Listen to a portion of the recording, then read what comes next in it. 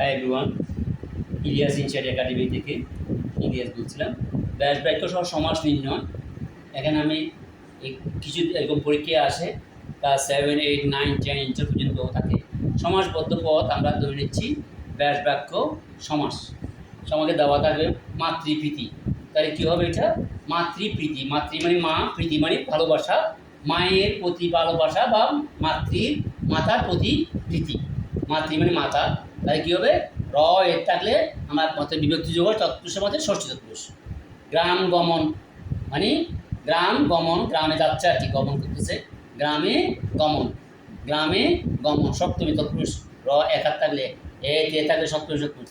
নীল কমল, নীল যে কমল, বিশেষণ আর বিশেষ্য যে আছে কর্মধারয় সমাস। সৎ লোক, সৎ যে লোক, বিশেষণ আর বিশেষ্য। সৎ তো গুণ বোঝাচ্ছে, সৎ লোক কর্মধারয় সমাস। শ্বেতপত্র, শ্বেত যে পত্র, শ্বেত এটাও বিশেষণ পত্র।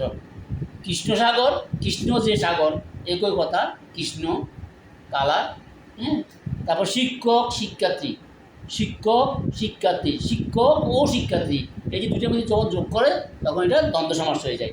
জীবন মরণ, জীবন ও মরণ দ্বন্দ্ব সমাস। লাভ ও ক্ষতি, লাভ ও ক্ষতি দ্বন্দ্ব সমাস।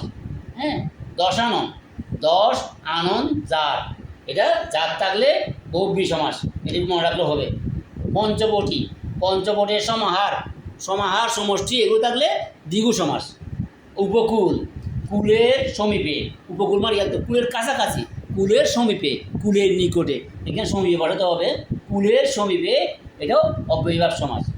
প্রতিদিন, দিন দিন, প্রতিদিন দিন দিন, এটা অব্যয়ীভাব সমাস। তারপর সপ্তর্ষি, সপ্তর্ষি, সপ্তর্ষি 7 ঋষির সমষ্টি, 7টা ঋষির সমষ্টি, দ্বিগু সমাস। তারপরে ত্রিলোক, ত্রি মানে 3, ত্রিলোকের সমষ্টি, দ্বিগু সমাস। এইভাবে করলে আমার মনে হয় এগুলো কভার হয়ে যাবে।